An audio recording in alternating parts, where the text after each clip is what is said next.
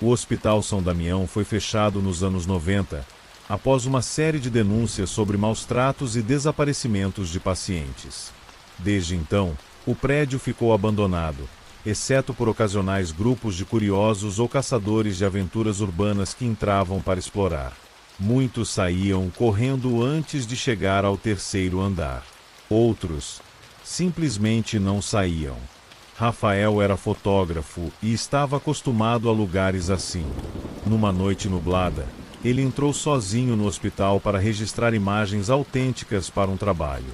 Levava apenas uma lanterna, a câmera e uma mochila.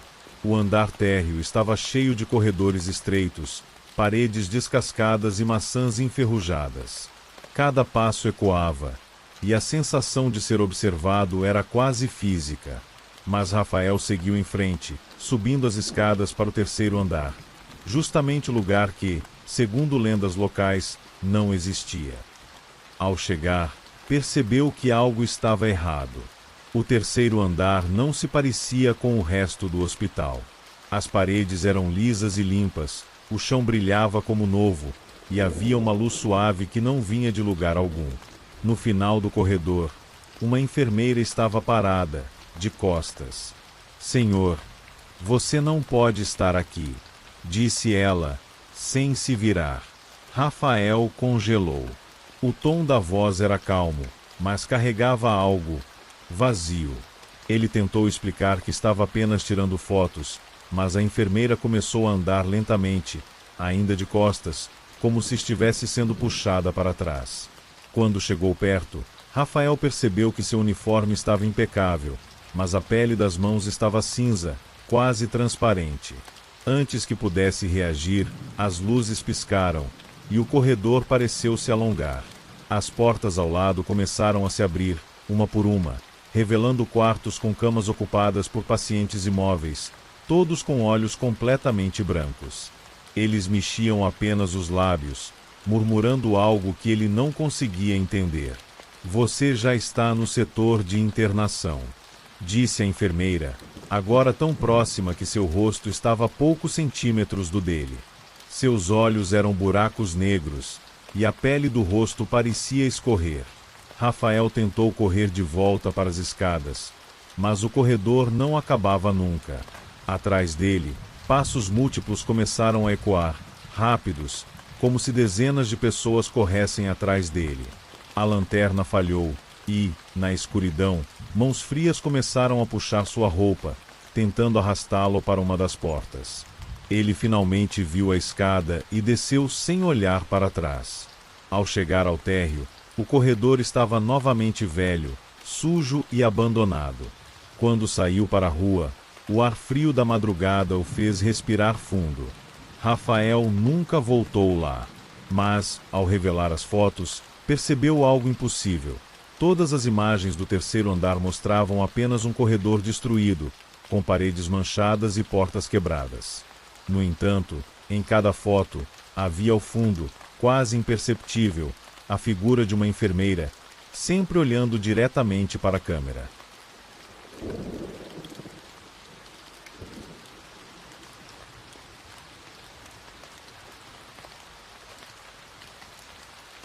Era quase meia-noite quando Gabriel estacionou seu carro em frente à antiga casa da família. Depois da morte de sua avó, ninguém quis morar lá. O imóvel estava à venda há meses, mas nenhuma visita durava mais do que alguns minutos. Compradores saíam pálidos, alegando sentir algo estranho no ar. Gabriel, que nunca acreditou em histórias de assombração, decidiu passar a noite para provar que tudo não passava de paranoia. A casa, de 2 andares, parecia congelada no tempo. Os móveis ainda estavam cobertos por lençóis brancos, e o ar tinha um cheiro denso de poeira e mofo. As janelas tremiam com o vento frio, e o silêncio era tão profundo que ele podia ouvir seu próprio coração. Depois de explorar o andar de baixo, Gabriel subiu para o quarto onde dormia quando era criança. Ao entrar, sentiu um arrepio. A cama estava exatamente como ele se lembrava, com os mesmos lençóis desbotados e o velho armário no canto. No entanto, havia algo diferente. A cortina estava aberta, revelando a janela que dava para o quintal. Lá fora, sob a luz fraca da lua, ele viu um homem parado, olhando para cima. Era impossível distinguir o rosto, mas a postura rígida e a cabeça levemente inclinada indicavam que ele estava encarando diretamente Gabriel. Ele piscou, e o homem desapareceu. Tentando ignorar o ocorrido, Gabriel fechou a cortina e se deitou. O sono veio rápido, mas foi interrompido por um som seco, como unhas arranhando o vidro. Ao abrir os olhos, viu, através de uma pequena fresta na cortina, o mesmo homem. Mas agora ele estava muito mais perto da casa. Tão perto que o rosto colado ao vidro revelou olhos fundos e pele pálida, esticada sobre ossos. O mais perturbador, a boca estava aberta, mas não se movia. Ainda assim, Gabriel jurava ouvir uma voz sussurrando: "Me deixa entrar." Ele saltou da cama, fechou a janela e prendeu a tranca. Mas o som dos arranhões continuou, mais alto, mais desesperado. Gabriel correu para o corredor, só que, ao descer a escada, ouviu batidas nas janelas do andar de baixo. 1, 2, 3, todas as janelas ao mesmo tempo. Com o coração acelerado, ele tentou ligar para alguém, mas o celular não tinha sinal. Pegou as chaves e correu até a porta da frente, que não abria, como se a fechadura tivesse travado sozinha. Então, do reflexo no vidro da porta, ele viu o homem atrás dele, parado no meio da sala. Mas, quando se virou, não havia ninguém. A respiração pesada e irregular começou a ecoar pela casa. Vinham de todos os lados. Luzes piscavam, e os lençóis que cobriam os móveis começaram a se mexer como se algo se movesse por baixo deles. Uma sombra alta passou correndo pelo corredor e desapareceu na cozinha. Gabriel recuou até encostar na parede, mas sentiu algo gelado tocar seu ombro. Lentamente, virou a cabeça e viu o homem, agora tão perto que podia sentir o cheiro de terra molhada vindo dele. Os olhos eram completamente negros, sem pupilas, e o sorriso se abria até quase rasgar o rosto. O sussurro voltou, mais claro desta vez: "Eu já estou aqui dentro." As luzes se apagaram, e o som de passos começou a circular pela casa.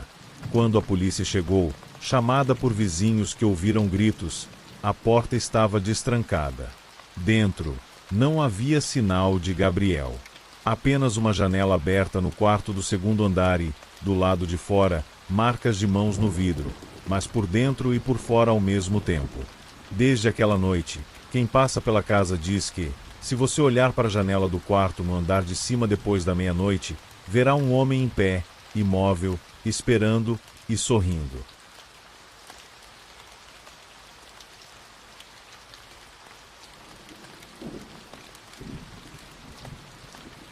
O antigo Hospital Psiquiátrico Santa Helena foi desativado há mais de 30 anos, mas continuava sendo um ponto de interesse para exploradores urbanos e curiosos. Apesar das janelas quebradas e da estrutura caindo aos pedaços, havia um boato persistente sobre um local específico dentro do prédio, o quarto 6. Segundo ex-funcionários, ninguém sobrevivia muito tempo depois de entrar nele. Não havia registros formais sobre pacientes ou acontecimentos ligados ao quarto, apenas relatos de gritos ouvidos à noite e a sensação de que algo esperava lá dentro. Marina, estudante de jornalismo, decidiu investigar para seu projeto de conclusão de curso. Juntou seu gravador, lanterna e câmera e, acompanhada de seu amigo Lucas, entrou no hospital numa madrugada fria. O ar tinha um cheiro forte de mofo, e o vento que passava pelas frestas criava sons quase humanos. Depois de explorarem o térreo e o primeiro andar, chegaram ao segundo, onde ficava o quarto 6. A porta estava parcialmente aberta, e havia marcas de unhas na madeira, como se alguém tivesse tentado sair desesperadamente. Lucas hesitou, mas Marina empurrou a porta. Lá dentro, o quarto era surpreendentemente limpo, sem poeira, como se fosse usado até hoje. No canto, havia uma cama com lençóis impecáveis e um travesseiro perfeitamente alinhado. O ar estava mais frio do que no resto do hospital, e um leve sussurro parecia vir de todas as direções. Marina ligou o gravador e perguntou: "Tem alguém aqui?" Não houve resposta imediata, mas a porta se fechou sozinha, com um estrondo. A luz da lanterna piscou, e quando estabilizou, havia uma figura sentada na cama. Era uma mulher magra, com um vestido hospitalar, pele pálida e cabelos desgrenhados cobrindo o rosto. Ela não se mexia, apenas respirava de forma pesada e irregular. Lucas tentou abrir a porta, mas estava trancada. A mulher levantou a cabeça, revelando olhos completamente pretos. "Ele não deixa vocês saírem", disse ela, com um sorriso torto. O sussurro no ar ficou mais alto, até se tornar um coro de vozes gritando palavras sem sentido.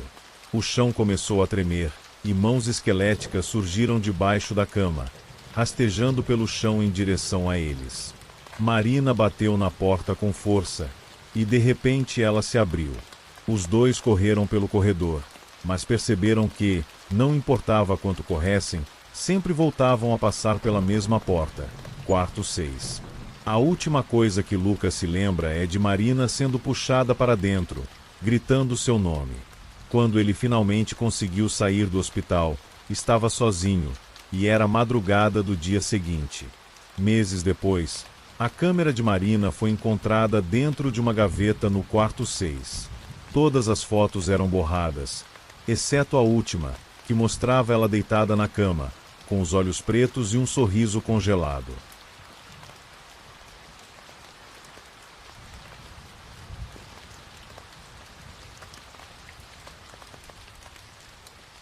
A pensão Aurora, no interior de Minas Gerais, era conhecida por ser barata e silenciosa.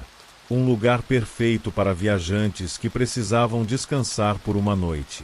Mas entre os moradores da cidade havia um boato: nunca peça o quarto número 6. Marcelo, vendedor de peças automotivas, estava na estrada havia horas e precisava dormir.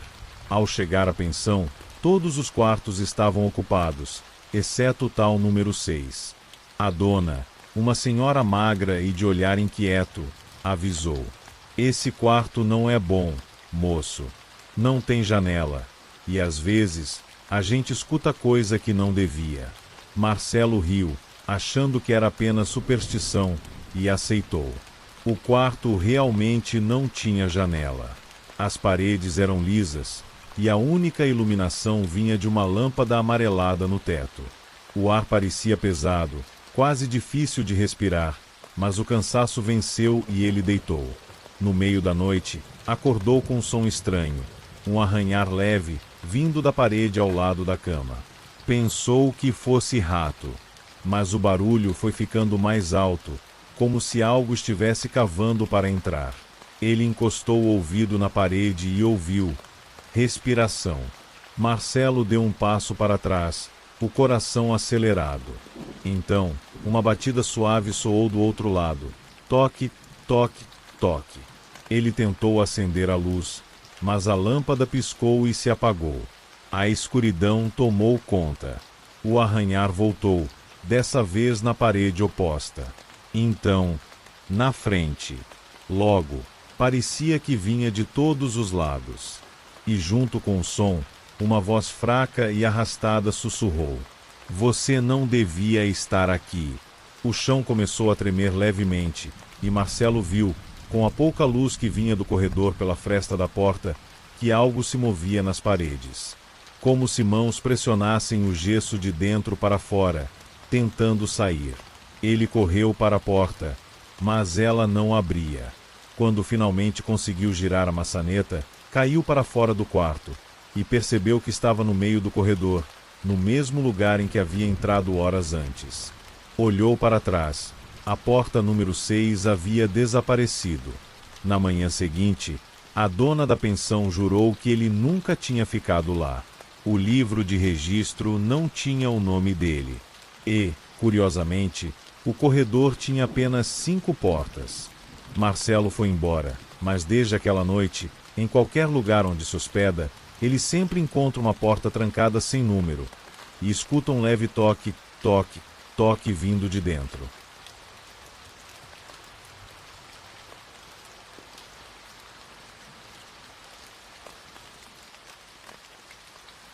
O Hospital São Clemente foi fechado na década de 80, após uma série de mortes inexplicáveis no último andar.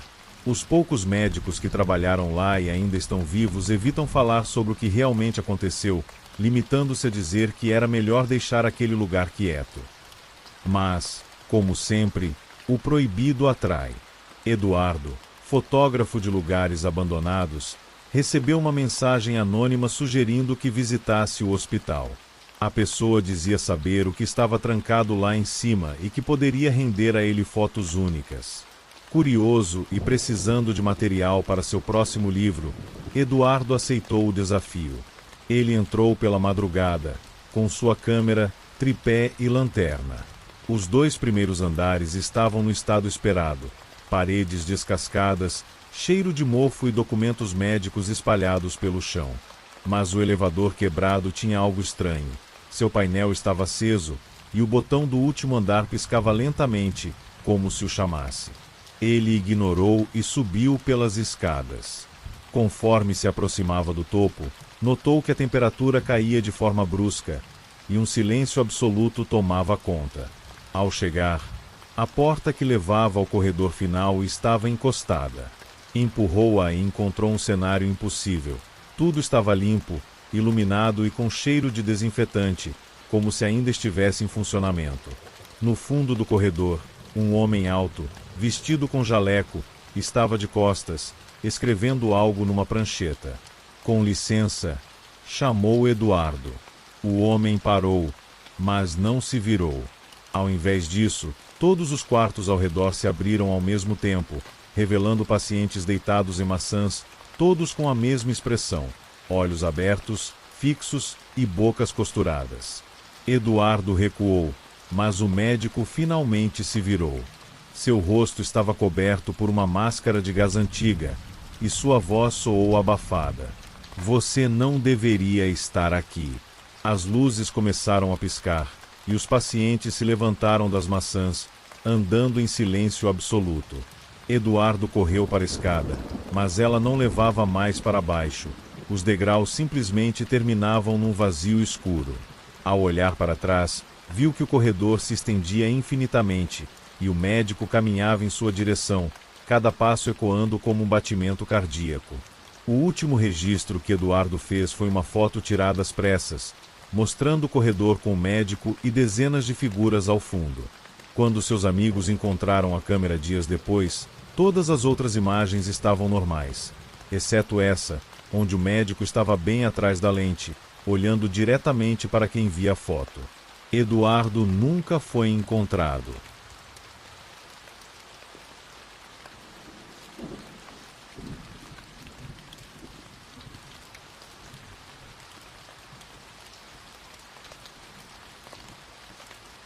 Era madrugada de domingo quando o telefone de Ana tocou. Ela trabalhava como técnica de enfermagem em um hospital antigo na periferia de São Paulo, e aquela noite seria seu último plantão antes de se mudar para outra cidade. Do outro lado da linha, a supervisora avisou que uma emergência havia chegado e que ela precisaria cobrir o turno de uma colega. Ana suspirou, tomou um café rápido e saiu de casa. O Hospital Santa Helena era conhecido por sua estrutura decadente. A pintura descascada, o cheiro de desinfetante misturado a mofo e os corredores sempre mal iluminados criavam uma atmosfera sufocante. E, claro, havia as histórias. Os veteranos juravam que o 5º andar, fechado há mais de 20 anos, era assombrado. Diziam que, certa noite, um incêndio matou todos os pacientes de uma ala psiquiátrica. Desde então, quem ousava subir até lá ouvia gritos, choros e passos correndo atrás de si. Ana, cética, sempre ignorou esses boatos. Mas, naquela noite, algo parecia diferente. Os corredores estavam mais silenciosos do que de costume, e a sensação de ser observada a acompanhava desde o estacionamento. Por volta das 3 horas, um monitor cardíaco no 3º andar começou a apitar sem parar. Ana pegou seu bloco de anotações e foi verificar. Estranhamente, quando chegou ao quarto, o leito estava vazio.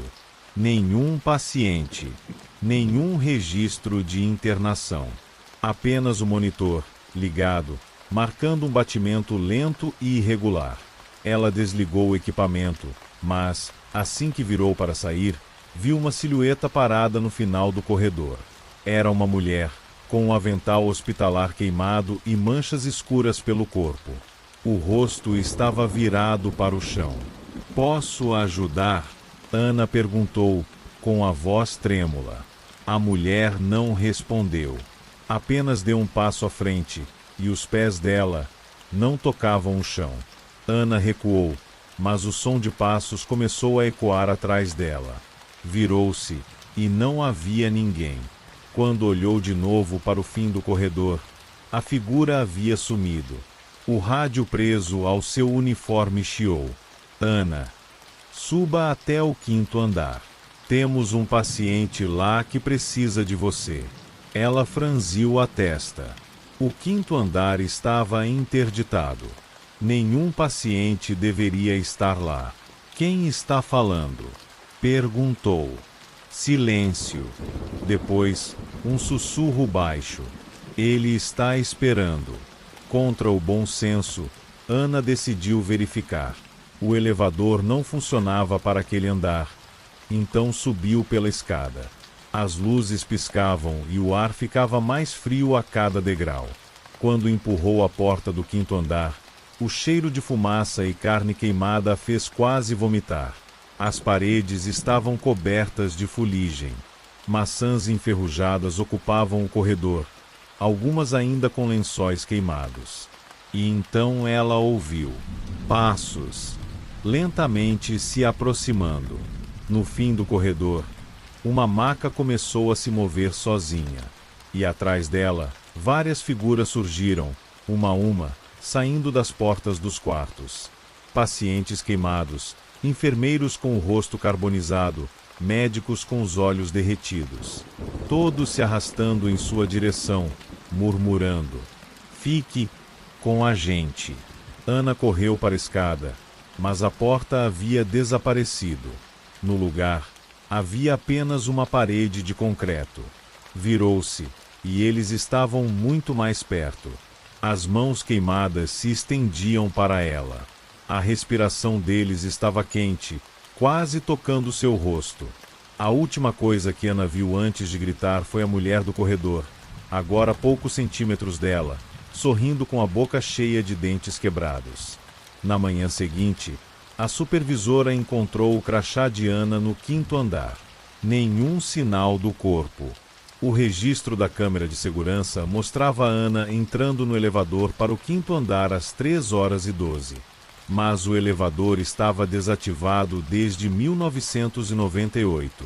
Alguns funcionários dizem que, agora, durante a madrugada, ouvem a voz dela pelo rádio, chamando para subir até o 5º andar. E quem aceita o chamado nunca volta.